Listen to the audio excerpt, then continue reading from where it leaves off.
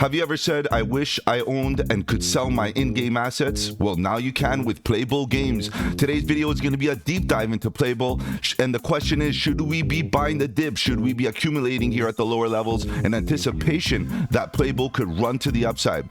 At the end of the day, we're going to be doing a deep dive into this project, figuring out whether the fundamentals, whether the team, whether the value proposition can make the cut so that we can include this in our portfolio. So you know what? Let's talk about the news. Let's analyze the charts and let's strategize to capitalize.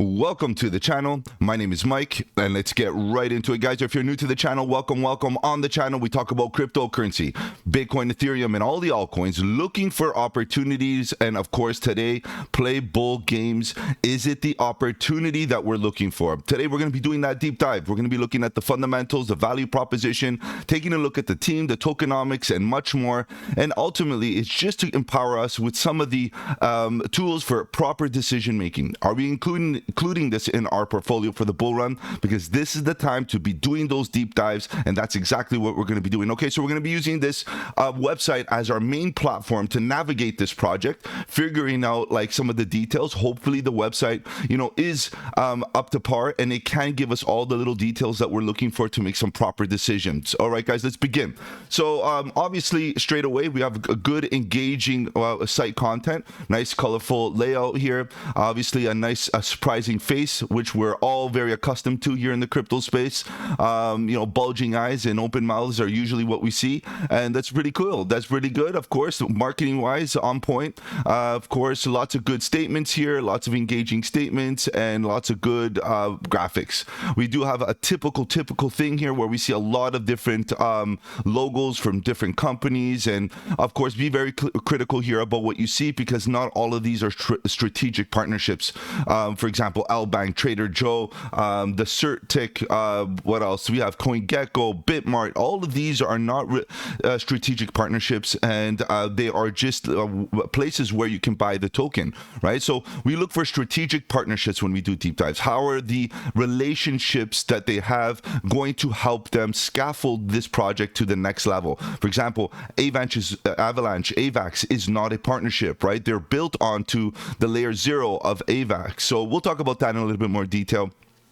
But you get what I mean here. I'm looking for strategic partnerships here. And if they do have strategic partnerships, they should make it very, very clear on the website as who they are and what is the strategy in having this partnership. Let's see what they go through here. The power of 3. So I guess here you have masternodes, the bull coin, and gamers. The power of 3, the days of gaming companies ignoring the player base, not rewarding their community are over. Okay, so there's an ecosystem made up of 3 groups. You can be a node, basically buy a node. Supporters, they will be obviously compensated or rewarded for being a node holder. Traders, of course, you're going to buy the token based on its utility and what it offers the ecosystem. Of course, like typical typical tokens, you buy, you hold, and as the utility increases, the value should go up with the token. Gamers gonna game, play to earn. So if you're gonna play and you're gonna game, you might as well earn at the same time, and that logic is very, very sound. We've seen play to earn gaming do very well. Even the previous bull run, look at Axie Infinity, did very well. The concept is very intriguing, and of course, why not? If you can incorporate blockchain, NFTs, be able to accumulate tokens and maybe get a bit of wealth out of your ability to game and game well, why not do it? So obviously, this is from a value proposition, very good and somewhat typical across the board when you're talking about GameFi. So pretty good.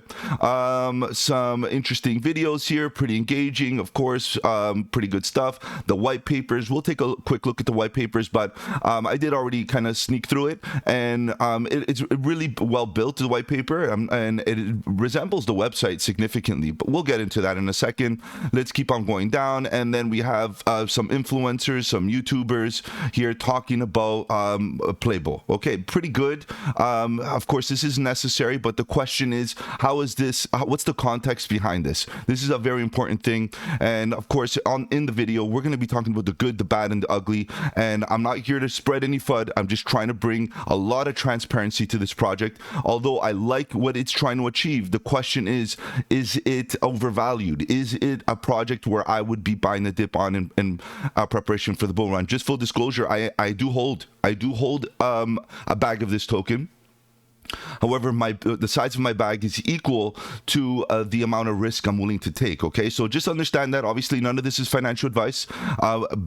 You know, if you're going to be a holder, buy as much as you feel like you're willing to lose, pretty much. Okay, so this is goes across the board for all crypto, not just Play3ull. Let's continue going down here and let's see what's going on. This dude right here is the main founder, if I'm mistaken. Here it doesn't really say that, but it does look like his face regardless. We'll take a look at the team in a second. Feel free to read what he's got to say here, and we'll talk about him in a little bit more detail as we go through the team. Play3ull Games, okay, the roadmap is well built, very clear, quarterly, yearly. I wish it would have started off at the current date, but of course I'm being picky. You know how I am, guys. I like perfection, but so far at least you got some good dates. Another thing that I can say, it's heavily weighted on marketing and game deployment. That's really it with regard to this roadmap. There's no other technical aspects, no other partnership aspects that I'm really seeing here that are strategic and important for the overall roadmap. So, you know, of course, the gaming aspect is important, when they're going to be released and all of that. Even that 2024 is a bit vague. We have another one due to release, a little bit vague, but at least they're doing their best to get those dates out there, which is something that most, you know, a lot of roadmaps don't include nowadays because of accountability. So we got to give it to them there. At least they're willing to stay accountable by putting those dates, but I wish they had a little bit more detail with regards to other aspects of the project rather than just marketing and game releases, okay? Because it should be a lot more than just that, okay? It's also a tech company, let's be real. Okay, we got some links down here. Log in, buy a node if you want to buy a node. The nodes are for sale. They're increasing price as they get you know, bought up, as the amount of them, kind of the supply diminishes, they go up in price. They're a few $1,000s right now. So if you're interested in it, you can buy a node. You can buy the bull coin. They are listed on some of the smaller exchanges, of course, if you want to get access to those. And we'll talk about that in a little bit more detail later. And yeah, home coin, a little bit more details about the coin. What is the bull coin? So this is where things get a bit interesting for me. Okay, guys, this is where things kind of like got me a little bit curious as to why, right? The max supply. Okay, it's a huge max supply. Max supply is 50 billion units, which is not a problem. It's not an issue, and their logic is sound. Their logic is sound because it's going to be considered an ecosystem coin. Okay, as the ecosystem grows, and the ecosystem, it should be thought of as equivalent to the amount of games that get introduced to this ecosystem. The more games that get introduced, the more utility these tokens have, and therefore the max supply doesn't really matter. Okay, so really you need a lot of tokens to, you know, eventually enter circulation for the amount of games that they eventually want to have included into their ecosystem. So very good. A lot of people look at the max supply and they see a lot of zeros there, and they kind of feel afraid about looking at all those zeros. The reality is there's two concepts you got to worry about: the utility and the overall ecosystem and the growth of that ecosystem. Of course, they're promising some new games to come out in 2024, and that should increase the ecosystem. And in addition to that, the emission schedule. Okay, the emission schedule is very important, and we'll talk about that in a very short period, because that relates to number 4. Play3ull Games, master nodes. Of course, you're going to get rewarded through master nodes. There's about there will be 50 billion ever. That's the max, and they would be distributed daily through the master nodes. Okay, and we'll talk about the distribution. Altcoins come into the world through the master nodes. Coins are divided equally between the node owners, okay, and nodes are limited in supply. There will only be 50,000 master nodes. So like I said before, if you want to become a node holder and buy one of them, as they decrease in supply, the value and the cost to buy one increases significantly. So if you want to get in on it, this is the time before they get even more expensive. Number 3, earn bull. So obviously there there are X amount of coins per day being released through the nodes. However, this is where things start to get a little bit interesting, or not interesting, but a little bit concerning for me. 50% of them are divided equally amongst the node owners, and 50% of to the company for running operations. So think about this logically, okay? As these 50 billion tokens get introduced to the market, the team itself, the company, is going to eventually have access to 50% of those tokens. So 50% of the liquidity is going to run through the hands of the team. That is a significant amount of tokens, okay? So this is a very concerning thing for me, because, of course, we look for centralization. Here on the channel, I really do put a significant amount of emphasis on looking for organizations, let's call them teams, projects, whatever you want to call these organizations here. I look for decentralization to the maximum. Why? Because we're in Web3. We're not in a traditional marketplace. If you want to get into buying stocks into a business where the business takes a huge cut and they make decisions based on that cut, all the power to you. But this is Web3. And when I start seeing that 50% of the liquidity of this project is going to be basically in the control of the team, it starts to bother me. Okay, let me continue here so that we can maybe iron this out a little bit more. So the fair launch, it is a fair launch because all the tokens are going to be released through the master node, but it's not very fair when the team is going to be taking 50% of the tokens, and that for me is, again, problematic, right? So the emission's going to take 10 years. So it's going to be 5 billion per year entering in circulation, and it's going to take 10 years for all the tokens to enter. And the concept here is that hopefully, as these tokens get introduced, the demand will obviously outperform the supply, and ultimately not cause basically a dilution in the token price. So that's one of the things that we also have to understand, is the emissions is very important, and it's not bad. It's going to take 10 years to get all the tokens out, but you can't deny the issue here with number 3, earn a bull. Basically, they take 50%. So I went forward with this concept, and I contacted them on the Discord, and I'm gonna show you what I pulled up on the Discord. Okay, I got a hold of Old Bull. Old Bull is I would like to refer to him as the head founder. Okay. Basically, my question was, don't you think that there are too many tokens being taken by the team, and in this case being under the discretion of the team? And then Old Bull goes, yes, basically the team has total control over them. That's 50%, right? They are used for prizes, liquidity, and exchanges, payments to influencers, and when the market can handle it, we will use some to raise more money. Okay, so basically sell tokens. Okay, so this is something that really concerns me, especially payments to influencers, and I'm going to explain why in a second. Again, guys, I'm trying to really be as objective as possible. I have no interest to spread any FUD, but I'm trying to put things together that we may need to be concerned with going forward if you're going to be a token holder. So payments to influencers, let's keep that in mind going forward. What would you say to someone that thinks that's a significant amount? That's my response to this statement in the hands of one central authority. Guys, we're talking about decentralization. We're talking about Web3, okay? Sorry for pressing questions. Of course, I just wanted to keep it cool with him. And then I go on and say, he goes on to say, then he would say that person is totally correct. So here he admits the fact that basically there's a lot of tokens in the hands of the team. And his reasoning is, and which bothers me significantly, is that if a company is fully decentralized, it will have an enormous problem making decisions. Guys, this is a very old school mentality of thinking. Now, I'm not saying that he's not wrong, that he's wrong. I'm not saying that he's wrong. It's true. You know, when you decentralize decision making, you have a democratic process that takes time. But guys, this is Web3. This is what we embrace. We want to be able to vote on how the liquidity gets spent and gets deployed, and which influencers get paid, and so on and so forth, and the prizes and so on. Especially if we're talking about 50% of the liquidity. And then I go on to say, well, what about the implementation of a DAO? And then again, the response, basically the best play best play to look for are a benevolent dictator who loves his people. This is a faith-based system.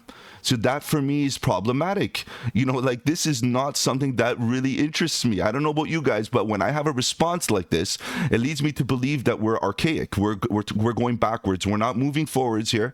We're not implementing the power behind the DAO and what the DAO actually, the value proposition behind a DAO. And we've been covering projects here almost on a daily basis that have embraced the DAO mechanisms to decentralize authority from a organizational perspective, and that have been running great companies. Okay, so we have to understand that this is a very archaic mentality. You can't run a company with a DAO. Nothing gets done. This is not acceptable. For me personally, as an investor in Web3 projects, this is a mentality that needs to be corrected. Now, if the reasoning was that it was speed that was the issue, I totally understand. Now, we know that DAOs, they do have treasuries. These treasuries can be used at the discretion of the DAO, but they're not 50% of the tokens, and they're not, and the amount of the liquidity that usually is entered into the treasury is usually voted upon by token holders. And then you get the best of both worlds. The treasury gets a bit of the liquidity to make those quick decisions, but at the same time, the token holders, they have an influence over how that liquidity gets implemented into the organization. Guys, Play3ull needs to take a step back and really think about what's going on here, because this reminds me of a structure, a business structure that belongs in the 60s. Let's move on. I'm not going to go onto that any further. You do your due diligence, guys. For me, right now, that doesn't look healthy. Let's move on, and we'll continue with this story, guys. It's going to get spicy, so make sure that you watch to the end. Let's continue. The fair launch, not very fair in this case. So it's traded on Bitmart and Trader Joe, and I think there's one more. I got it listed on my infographic that I produce, guys. I make those infographics for you guys to make life a little easier, so I'll definitely get those distributed on the socials as soon as I get this thing posted. All right, so utility, there's a lot of utility, very typical and very useful. Obviously, this is where things look good, okay? Play3ull Games is a blockchain, so your gas fees, just to get the transactions going, node payouts and more, that's very typical. NFT sales, microtransactions are very typical for especially the games from nowadays. This is what we want. We want to see NFTs actually have a use case, and we're going to use the Bull token to make those NFT sales and microtransactions. Good. HODL competition, of course, if you want to be a holder, you get rewarded for being a holder and so on. Skin rewards, and a lot of the ones going forward are just to play on the top three. Okay, so customizable Bull, so again, you express yourself, more of an NFT type of thing, customizable aspects of stuff, being able to interact in a marketplace. Again, very typical. Memberships, guys, if you want to get into a top tier membership, exclusive advantages within the ecosystem. Again, now another level of I don't know, guys, if you want to get unlocked here, you got to really, invest, I guess, have a certain amount of tokens within the ecosystem. Node ownership, okay, you're going to buy a node, you're going to get rewarded. Very typical stuff. Prizes and giveaways, very typical stuff. I'm interested. This is great. This is a good aspect to look at what they got going. Although a lot of these can be summarized into maybe 3 or 4, but still they're getting into a little bit more detail as to the utility of the token. So I appreciate the effort here in the transparency. So good stuff there. Supply and demand. This, in fact, is probably the best implementation of explaining this concept that I've seen so far. So kudos to this aspect of the website.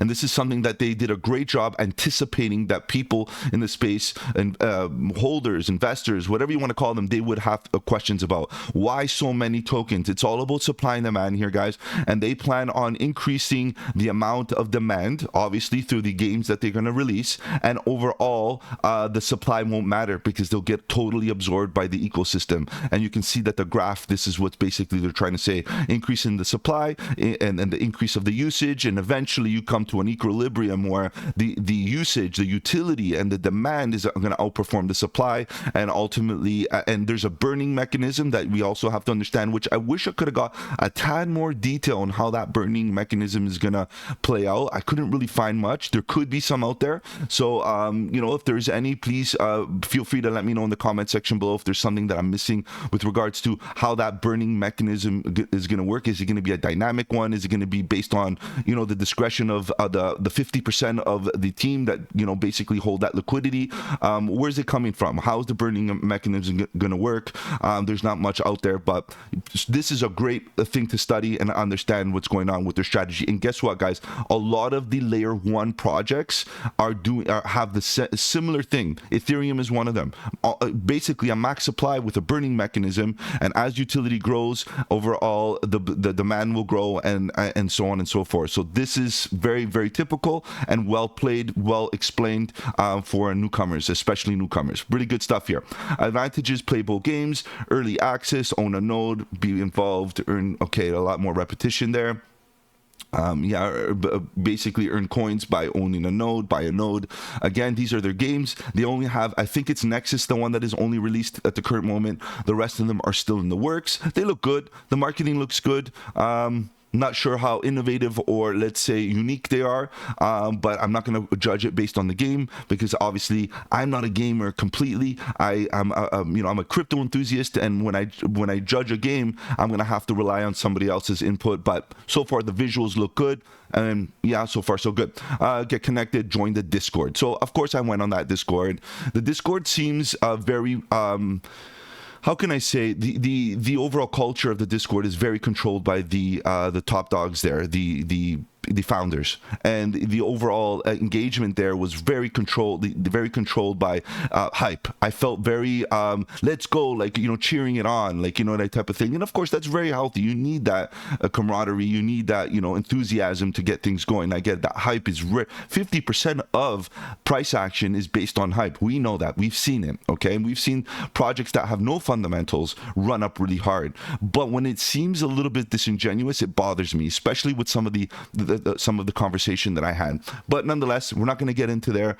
Check out that Discord. Go see what it's all about. It seems like they're willing to answer questions as long as they deem them valuable. Okay, let's move on. Let's take a quick look at the team. And here we go with another layer that I want to kind of bring out to you guys. I took some time here figuring out what was going on, and for me, this doesn't look healthy. Of course, you know, all the power to, you know, family-run businesses, all the power to, you know, small companies trying to make something out of themselves. I really do appreciate that, but we got to be real. What's happening here doesn't really lead me to believe that I want to get in with too much to risk. You got to understand where I'm going at here. Now, the head bull, I would say, let's call him the old bull, it's Jonathan. I would say let's say he's the leader. If we go to his LinkedIn profile, and we go to LinkedIn profile, and I'll go right through, and we go to all these top LinkedIn profiles right here at the top, and we go straight to the old bull. You know, this is Jonathan. I'm not going to pronounce his last name because I will definitely butcher it, but this is Jonathan. And then we go to Jethro. Look at his last name. I'm not going to butcher it. And then we go to Samuel. I'm not going to butcher that one either. And then we go to Amanda, and we're not going to butcher that one either. But you get what I mean here. This looks like a family-run business. Nothing against family-run businesses, but this starts to bother me, because really none of the top people, the founders, have any experience in blockchain technology. Now, if we go down to their experiences, the top dog here, Jonathan, he is a marketing professional, the chief of marketing, CMO of Branda Bull Marketing. He is the full-time, individual here running this whole operation. He's also the founder and chief strategy officer at Play3ull Games. And if you keep on going down and look at his repertoire, he's the chief of marketing officer at Melbourne Interactive Studios. He is a marketing professional, and as can be seen using the website, he does know how to put in a marketing plan. The website is well played. You got to admit it. It's really good, and it's built to maximize hype. And that's what marketing professionals are trained to do, okay? Marketing professionals can sell you anything. Now, I'm not saying that they're not selling you something good. I'm hoping that you can take away the value out of this video and make your own decisions, but I'm going to obviously give you what I feel along the way. When I see something like this, it starts to lead me to believe, what kind of play is it? Is it literally a gaming play, or is it a marketing play? It could be both. Let's just keep on going. Then we go down to Jethro. This dude right here, he's the game architect. And again, he's most likely related. They have the same last name. And if we go down, he has 0 experience. Pretty much nothing happening here. He's full-time game architect, 0 experience. Okay, and and then we have this dude here, Samuel. Keep on going down. He's the community manager. We go down, 0 experience, nothing happening there. Then we go to Amanda. Okay, chief marketing officer. We go down, and she has 0 experience, and she has experience in her industry, which is, I think she's part of the fashion industry of some sort.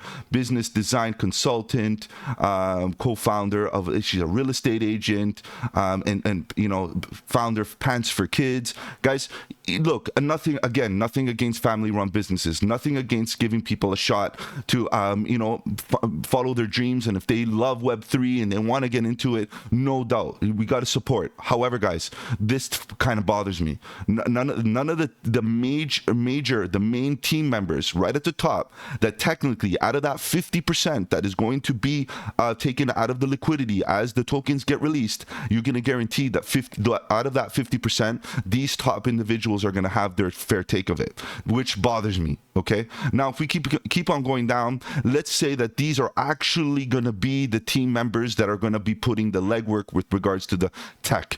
Let's call this the marketing team. Let's call this the tech team. This dude right here, he's great, fine, but he's just, he's a consultant. This dude right here, he's got some experience. I would say the majority of the experience comes in right here with Jordan, the senior software engineer, which still, he's got some, but he's not he's not a bull completely. He's still new. He's still building his portfolio. Guys, again, we got to give the small guys an opportunity, no doubt. But this is where we're at. And all these dudes down here, honestly, they provide very little value overall. They don't have much of a track record. This dude right here, he's got some gaming experience and development. He's a game tester and so on. So look, the team is lacking. Let's be real. They're underdogs. And if you want to bet on the underdog, great. But in my opinion, the odds are against this team. It's not the strongest team. They could be the strongest marketing team, 100%, and they could run this thing up to the moon, no doubt. But when it comes to relying on the team with regards to Web3 experience, they don't got it, guys. They don't have it. There's teams out there that are stacked in comparison, and this is my take, guys. Obviously, I'm not trying to spread FUD. If you appreciate the team and you're trying to make an informed decision, make sure you go look at their portfolios, go look at their resumes and where they come from. There's a lot of newcomers to this space, like this dude right here, Jacinto. He's new to the space. He's doing his thing. He's got promoted. This is his first major position in his career on Play3ull Games. This is newcomers. This is pretty much an amateur team coming into Web3. So consider that. So that's all I want to say about the team. I don't want to get into that a little bit more at all. If you want to get into more of those details, please do your due diligence. All right, let's continue. We talked about the team. What else do we have? Let's go back to the main page of the website. Coins, we did that already. The games, let's spend some time there. We got Nexus, which is the one that is currently in release, and it looks good. Again, there's a good trailer there if you want to go check it out. This is one of the companies that are owned by one of the dudes on the team. I recognize the logo, so that's something to understand that, the team is all up in there for sure. In the development, it looks pretty good. It looks pretty cool. Again, I'm not a game professional whatsoever. All right, let's continue here. Let's take a look at... I want to take a look at the token distribution, the wallet distribution, but maybe we'll look at the marketplace.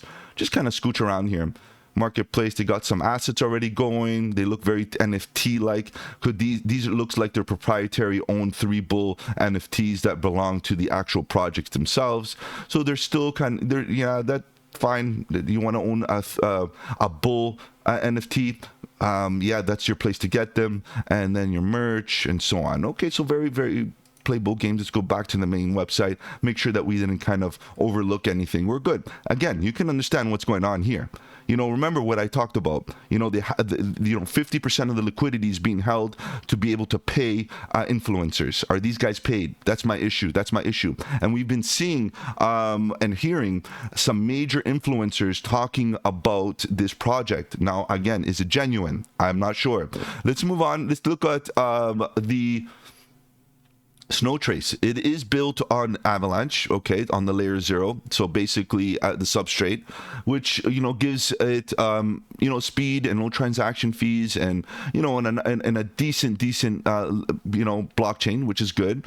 And if we go to the holders and we start looking at the addresses, and we can make this into a chart so that we can kind of visualize here, I would say that if you look at the top 5 wallets, they hold about 25% of the tokens, right, that are already in distribution. That's a significant amount. Now, I don't know who they are. Obviously, we can look at the contract. This is a contract address. This is another contract address. I'm not sure exactly what these are about. These are probably locked up in the contract. This is probably the team. Maybe I'm making it up, obviously, but you can see that 25% of the current distribution is allocated to the team, which is a significant amount, to the top 5 wallets, not to the team. It's possible. And again, we would have to go look on the blockchain and we'll see exactly what's going on here. But when it's a contract address, it's likely to be locked up into the contract, of course, right? So let's see what's going on here. Ultimately, is it a red flag? A little bit, but nothing crazy. It's still in its infancy, so you can understand that a lot of the circulating supply that is currently out there could be still in a few wallets, and that's very normal. But as tokens kind of get released and in distribution, we got to see some of this kind of dilute a little bit and get spread across, so that we basically feel a little bit more confident that this is not a rug pull or anything like that. So far, so good. Like, I wouldn't be totally concerned just yet. It is a little bit high, though. Okay, so let's take a look at the white paper. Again, the white paper is really, really well done by a marketing professional. Look at this. This is a marketing professional. This mouth couldn't be bigger, right? So we know that this is the tactic, right? That is definitely going to make clicks. And this is the team that we've been talking about already. It does look like a father and son team. It's very possible. What do I know? And then we continue going on. Pretty cool. Okay, lots of they do a great job explaining why gaming. The convincing the value proposition. Making us understand the value proposition behind gaming, that it is a growing industry and esports is a growing industry. So they do due diligence to basically lay out the framework for the value proposition. Okay, so that this is marketing 101. You find the problem, and then all of a sudden you provide the solution. And this is not a problem, but it's an opportunity. If you're going to do a SWOT analysis, this is definitely an opportunity. And yeah, this is definitely well played marketing wise. So good stuff and really engaging stuff here. So I like it. More statistics about gaming, and again, laying out the framework. And then all of a sudden, here we are, the power of 3. So really good marketing play, no doubt. And then again, a lot of this, these are all the nodes. As they get distributed, they get a lot more expensive. And then again, back to this, 3Bull coin is deflationary, a 10% burn mechanism. We have introduced a 10% burn mechanism designed to enhance a deflationary attribute. Again, I would like a little bit more detail with regards to how this is going to work. It's going to be basically burned through the sale of NFTs, but a little bit more would have been okay. But okay, that's the basis is there. Okay, playable games, the DAOs. So each game is going to be introduced into a DAO, but the playable actual ecosystem, the playable as a project, is not going to be a DAO. Okay, so that's concerning to me. There will be 50,000 nodes sold worldwide. Okay, we've talked about that, and the tokenomics, we talked about that. So go read about it. That's a lot of this is repetition from the website. Okay, so pretty good, nicely designed, nice engagement, lots of good graphics for the up and coming games. And I'm not going to get into too much more detail with regards to that. So pretty good. Okay, what else do we have here? What else? That's about it, guys. Let's take a look at what CoinGecko is stating here. Of course, it's at 0.0082 cents. Very, very small market cap. We're talking about a $58 million market cap. Fully diluted is only 62 million, meaning that the circulating supply and the total supply right now are pretty at par, right? And as soon as we get more tokens introduced to the market every year, of course, we know how many, distribution over 10 years, we're going to see the total supply increase. We're going to have a little bit of sell pressure or a little bit of dilution pressure on the price, but hopefully as demand increases, we'll keep this nice and propped up and continue going up. So that's the whole thing here right now. So this is something to consider. If we keep on going down, it is Maxi, Trader Joe, Bitmart, L Bank. So you can get it at a few exchanges. Because it's an AVAX project, you can get it on the native DEX on Avalanche, which is Trader Joe. Of course, A lot of us are loving MEXC nowadays. If you want to get started on MEXC, I do have a link in the description if you want to get interested on that. Okay, so let's continue here. Pretty good. Okay, not too bad overall. Yeah, we already talked about Snow Trace. It's Avalanche, which is good. We went on the website. Twitter. Let's go see what's going on with their Twitter, just to get an idea of how they're engaging here. Pretty good. They're active, and I got some stats for you with regards to their Twitter. Nexus is live. Playable. Pretty cool. They got a game going. Official has direct competition. I'm not sure what that is all about, but yeah, you know, they're active. They're active, and I got some stats to back that up. It's not just about me scrolling through here. They got some stats, and he's active. Of course, he's a marketing pro. He knows that he needs to be active, or else this thing's gonna, fall flat. So being right now, it's about deploying marketing dollars to get this thing going, and I understand that concept. All right, guys. I think that we could wrap it up. Ultimately, it looks decent from one aspect, but really, really, really concerning from another aspect. Okay, so marketing play. It looks like it could be a marketing play. Let's kind of look at that infographic that I got going for you guys. I release these on a weekly basis alongside my videos so that you can kind of have a nice summary. And let's take a look at the ecosystem. The ecosystem right now is basically underdeveloped still. Of course, it's new. No evidence of projects just yet. Their ecosystem is young. So basically, they got a few games going on there. They got one game going on there. But it's very, very it looks interesting. So, and they have a few in the works that are going to be released very soon. So I'm hoping to see their ecosystem grow further. The utility, very typical and very strategic. So we can't say anything negative about that. As long as the game, as long as the project, the team follow through, it should be a decent utility for that token. Roadmap, clear, transparent dates, lots of focus on marketing and game releases, not so much the tech. Okay, so that's something that I would like to know about a little bit more. Are there any interesting aspects about the tech that are going to be introduced, or is it flatlined already? Right. So that's something I would like to see a little bit more of coming from a tech perspective. The team is fully doxed. That is a benefit, no doubt. But the founders seem to be a family with little to no experience. Guys, that is a big concern for me. And nothing against family-run businesses, but guys, we're not here.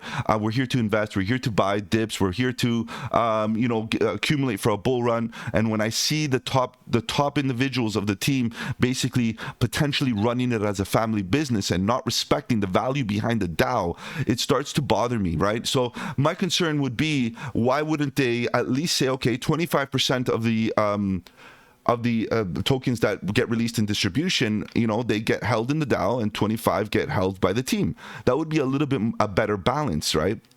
Now, I understand the DAO does take some time to implement, and it does take time, money to get that implemented, through lawyers and things like that. But at the end of the day, it is a much more transparent, Web3 friendly, crypto friendly structure for any business.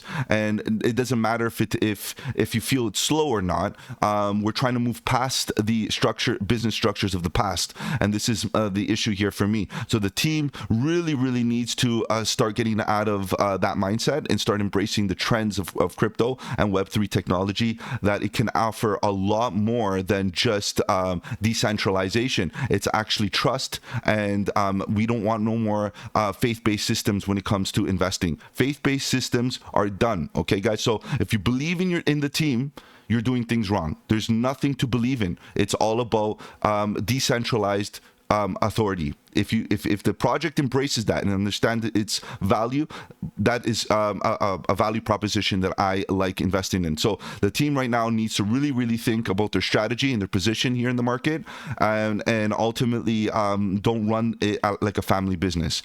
Social, pretty decent. I'll give them a 9 out of 10 because they are pumping. They are definitely up 200% in the last little while, and down. I think they're also up, but they're doing pretty good in the last little while with regards to their posts as well. We've known that major influencers in the last little while definitely got in and started pumping them, right? Talking about them and so on and so forth. Now, again, because we know that they're marketing professionals and we know the value, and they made it very clear that they reserve 50% of those tokens to basically pay influencers. I am questioning how many of those influencers are bought. Okay, so guys, right now, this is my major concern. Okay, so the tokens, 50% of the tokens are given to the team. There is a burning mechanism, which is good, and a 10-year emissions, which again protects the dilution of the price. Partnerships, nothing really evident. Guys, having the scrolling banner of all kinds of different logos of partnerships that you claim that are strategic is not going to pan out nowadays. You got to be really clear about who you're working with and what value does that partner bring to the table. If you're just putting logos out there, there's no evidence of value there. Okay, so again, from a marketing perspective, and as a marketing professional myself, that is not something that's going to fly in this bull run. Maybe in the last one, but not in this bull run. So we got to be clear about those strategic partnerships and make them at the forefront of your marketing plan if you're going to have them as a value proposition. Exchanges, 3 out of 10, and this could be both a negative and a positive. The negative is that, of course, the liquidity, buying and selling. Do we rely on L-Bank? Absolutely not. Do we rely on Trader Joe? Absolutely not. Do you rely on Bitmart? Absolutely not. Mexi is up and coming. It's doing well. There's lots of liquidity nowadays, but still a small exchange. Really, it's about being able to buy and sell your assets at will. It's sometimes hard to fill your orders on these smaller exchanges. However, guys, all it takes is this project to be listed on a major exchange, and you will see this price run even further. Right, so this is an opportunity, both an opportunity and maybe a threat here, because it could, again, you could run up and not find the liquidity to exit your positions if you want to take some profit. And what's the point of being profitable if you can't exit your positions? So for me, that is a bit of a concern. But again, it's part of the territory when you're getting into tokens that are a small market cap. Okay, so speaking of the market cap, again, it's very small. It's been running up in the last little while, so maybe even this data might be slightly outdated since I prepared it yesterday and started working on it yesterday morning. So it may be around $50 million market cap, more or less. The trading volume is only 4%. I like a trading volume of about 10%, but that 10 to 15 is healthy for me because, again, I want that liquidity. But if you look at the exchanges, of course, it's not going to have that much volume. You're talking about very small exchanges. Again, opportunity or threat. I'm not sure. At this case, it's a judgment call that you have to make. The supply, again, 13.5% of the tokens are already in distribution, and I kind of mentioned that don't worry about it because their emission schedule is going to be basically over 10 years, which means the dilution is going to be nice and slow, right? It's not going to be all at once where you're going to see a lot of tokens hit the market, and at the end of the day, as long as the demand outpaces the supply, we shouldn't see the price come down. Very similar to other projects that have unlocks that they unlock and the price keeps on going up. It doesn't really matter as long as the demand is there. Okay, and then what else do we got here? The price, of course, has been going up recently. A lot of big influential individuals talking about it. And then my final verdict, guys. My final verdict, honestly, it's a bit emotional in the sense that like I feel bad for saying that projects need to have tons and tons of experience because we all come from somewhere, and I get it. But it's that risk that you take has to directly reflect how much you're willing to take, and that's the reality. So let's talk about this. Part of the Avalanche ecosystem, that's bullish. That's a good thing. Avalanche is up and coming. It did well. It kind of recovered in the last little while. I think AVAX has a bright future. So good choice there from the team to build this on the Avalanche ecosystem. Hot narrative for sure. Gaming, play to earn, GameFi. It is a studio rather than an individual game, which means that you're not putting your eggs in one basket. They have multiple games that are going to be released in the future, and their roadmap does clearly state the year in general, and if they follow through, their ecosystem will grow, and again, lots of demand for the utility of the token. Games seem to be interesting and well made. Again, I'm not a gaming professional or gaming enthusiast for that matter, so do your due diligence, critique the games, play the games, watch some videos. If you feel like they're good and they offer some good solutions to your boredom, then that's definitely a bonus. Influencers are bringing hype. Are they trustworthy? trustworthy. I am not sure here, guys, especially where we know that the team is directly related to a marketing background and very, very transparent about taking 50% of the tokens to pay for influential individuals. Guys, that bothers me. That really bothers me. Now, we know the way business works. Of course, you got to pay for marketing, but we know how the influence space goes, and we got to be very, very objective when we, critique these. That's why deep dives are super important. Fair launch, I would say that it's not that fair. 10-year emissions, we talked about that. 5 billion node emission per year, and then that equates to X amount of tokens per day. The top 5 of wallets hold 25% of the supply. A bit of a red flag, but not too crazy, but still something that's slightly concerning. It's still a bit. Founders have a strong marketing background. That could be a great thing.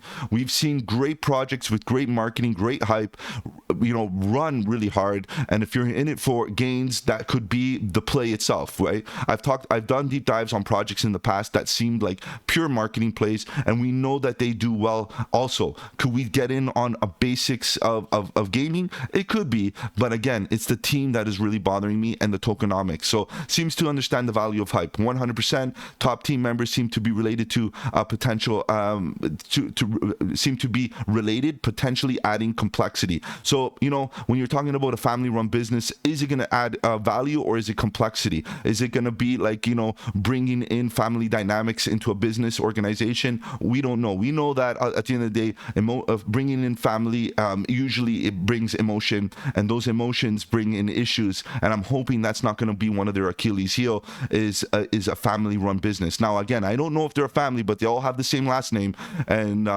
it could be that they are. So, and I didn't dare do any more research with regards to their personal life, so I left it at that. Founders does find value in running Bull through a DAO. They don't find any value in the DAO and running Bull as a DAO, and because they want to be able to be flexible and use the tokens, the 50% of the tokens that they take for, as they get emitted, to make decisions quickly. So one individual making quick decisions, and that is a very, very centralized mentality, and that you're talking about 50% of the liquidity. So for me, guys, that's a red flag. 100%. I have issue with that, and the fact that there's no value associated to the running it as a DAO, and they're going to run the games as a DAO, which there's no real evidence of that at the current moment. So I don't know, guys. There's a bit of vagueness there, which I have issue with. Disco culture is highly influenced by the founders. Very true. Rallying it up, bulls to the moon, bull to the moon type of thing, and it feels very, very like toxic in that from that perspective. And it's not in a negative way. Maybe the word toxic was a bit harsh, but you know what I mean? Just like not very genuine. Let's put it that way. And for me, that bothers me. You get that feeling, right? Traction is good, decent extraction, good posts, good engagement. Again, a lot of social engagement, and marketing. Of course, it's all about that marketing. Website is well designed with all information clearly laid out, and that's why this deep dive was super simple, and I appreciate that, and very aware that this is a marketing professional, given the fact that the website spells everything out clearly. That's what you want when you're doing the deep dive. It's a sign of something bullish for sure.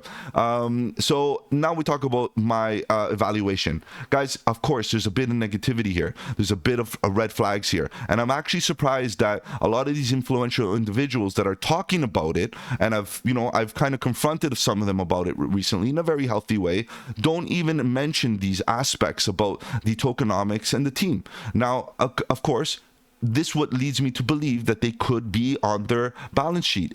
They could be. Now, I'm not saying for sure, but they could be. This is why I like to keep very objective, because we got to kind of, be investors that are not emotional, and investors that are not swayed by the potential gains based on being paid off. So for me, it's very clear here that if this team does everything that they intend to do, and this team fights for the top spot, and they do everything right, they're competing with Gala. Let's say Gala We know that Gala came down recently, lately, so we'll use Gala. It's not the point. It's that one of the heavyweights out there. We're hoping Gala does a nice recovery, and of course, everybody's fighting for the market cap at the top. And if Bull does equivalent to what Gala does at its current state, we can see a price target of at least 10 cents. It's a nice 15x, let's say, which is a decent run, a very, very decent run. Could it do more? It could do more. What do I know? But at the end of the day, this is a healthy move to the upside. If all of these negativities are not really negatives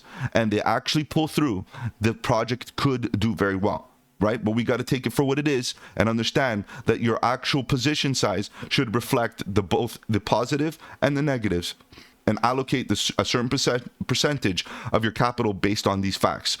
All right, guys, let's continue here. My overall rating, I'm giving it a 4 out of 10 because it's too risky for me.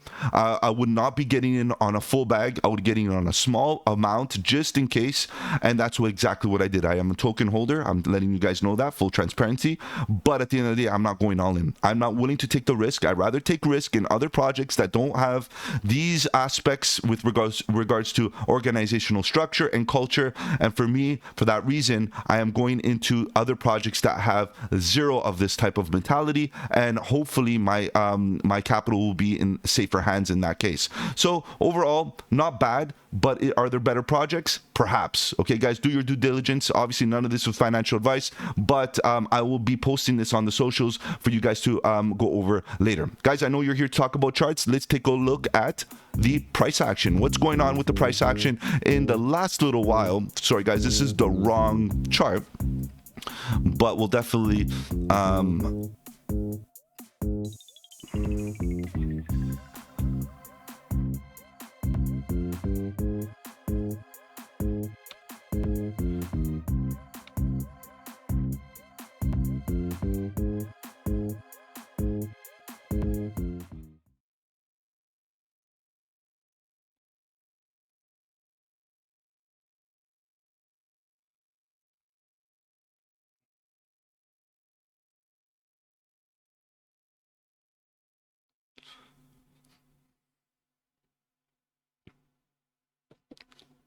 So guys, I know you're here to talk about charts. Let's begin by looking at 3Bull. So right now, Bull has been doing really good.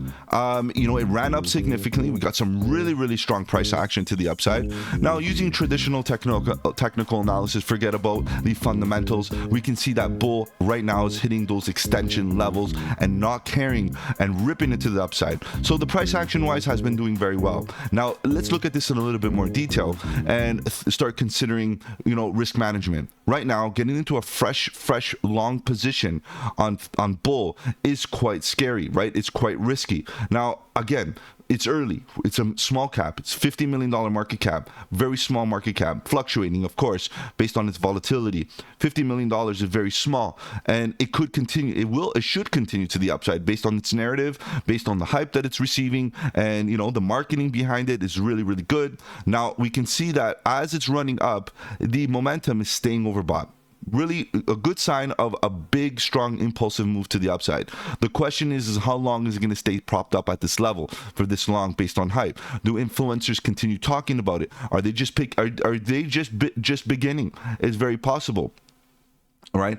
And at the end of the day, are they going to end up taking profit? Also very possible. We hit the 1.618 extension level. We blew right past the 1.618. We're at the 3.618 extension and blowing up to higher levels, maybe 4.618 and even higher. I would say if it hits 10 cents, guys, which is all the way up there, eventually in the top of the bull run, if it does very well and everything pans out, it's a great time to anticipate a further correction or maybe the top of the bull run, right? It's very true. But in the immediate short term, a lot of us that are sitting on the sidelines are thinking about where to find an entry, right? This is the biggest issue. When you're trying to jump on a moving train, you know, things are a bit scary because you don't know if you're going to be exit liquidity. And if you start looking at the price action at the current level, the reality is that the real area of support is all the way down here. Right? We don't have much support. If we introduce more of this price action here, you can see the majority of the support is all the way down at 0.0018, all the way down at this level, which suggests at the end of the day, a huge corrective move all the way down to here is very possible. right? And the next area that I'm looking at, obviously, which is very clear here, is this consolidation period here at about 0.003, which, also is a huge corrective move. You're talking about a dip of, significant proportion, right? You're coming down, it's about 56% dip, 60% dip, which is a nice fire sale from the current price, right? Now, the volume is slowly contracting, slowly coming down. We see that overbought conditions have been there for a significant amount of time. The MACD EMAs are still bullish. EMAs are facing up, green histogram bars to the upside. Are we looking for consolidation for continuation to the upside? It's very possible that this continues up. But it's also very possible that we roll over, given the fact that maybe now people are going to start saying, you know what? Holding on to all of these gains from all the way down here, from all the way up here. There's individuals in this accumulation phase. Look at all these people accumulating that are in some significant profits, up 550%. So what you got to ask yourself is, if you were those individuals, what would you be doing to defend your gains? Number one, you would be trailing up a take profit, perhaps a triggered stop loss at good levels of horizontal support. If it breaks that support, you would stop yourself out in some significant profit. Or you would be taking a little bit of profit off the top as well as we come up to higher levels. But when is the top? That's why trying to catch the top is very difficult here, guys. Very, very difficult. So what I would like to say is, as it stays overbought, a great strategy would be to put your stop, if you bought at lower levels, put your stop losses underneath the previous structure. So we do have some structure here on the 4-hour, a low.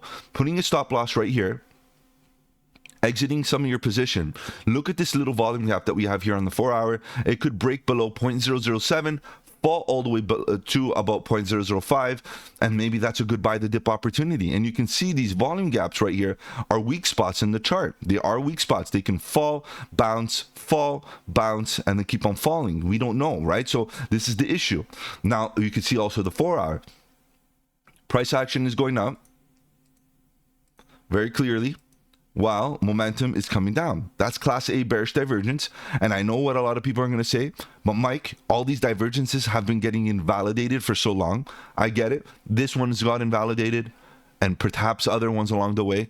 But after a while, after 2 invalidations, let's say, if this gets invalidated, they start to work out more often, right? So it's all about statistics. You escaped one. What about the second one? You're going to escape the second one. What about the third one? Eventually, it's going to catch up to you. So that's why I say, after every consolidation, trail up the stop loss, trail up a stop loss, trail up a stop loss, take 10%, take 10%, take 10%. That way, no matter what happens, you have a bit of cash on the side to buy dips, to at least 10%, and you're accumulating. Number 2, your stop loss is there to act as a safety net, just in case it decides to roll over. So right now, this thing is very frothy, it's very hyped up, it's very, top heavy, let's put it that way, and it could be looking for a corrective move at any moment, given the fact that it's overbought. Now, is it going to happen quick? It may not. It may take its time. It may get a pattern here, a head and shoulders, some sort of inverse head and cup and handle, something here to form a structure where we can make a very clear, informed decision. Because ultimately, as long as Bitcoin hovers around its current state, going sideways, doing its thing, it's likely that we continue with an altcoin season. The question is bull have more impulsive, bullish momentum to the upside since it's already up 550% in such a short period of time? The likelihood is that individuals are going to cycle. People will take profits and look for other projects that are similar to where bull was in the past. And again, this has a lot to do with the cycles of influencers. Influencers do the same thing. They go from project to project and, start talking about projects and pumping projects. Now, is this already done? Is the momentum already done? Now, I believe that in the short term, to be defensive on your gains, it's a smart thing to cycle a little bit of your gains into something else. But ultimately, as long as influencers are still talking about it, as long as the marketing team behind this project keeps on going at it, as long as the narrative with regards to gaming is really strong, and as long as we are in an altcoin potential season here where we see altcoins running, bull should continue doing well without an issue, assuming, again, everything holds up. All right, guys, if I've offered you any value in this video, do the channel a huge favor. Slap the like button. It does really help out with that algorithm. If you want to follow me on the socials, the links are in the description below. Feel free to join that Discord, guys. The Discord is a great community. Lots of good alpha, trade setup fundamentals, and learning material, and all that good stuff. Guys, I'm going to be live tonight at 7:30 Eastern, where we talk about crypto, news, and price action. Take care. Have a good one. And don't forget, buy the dip.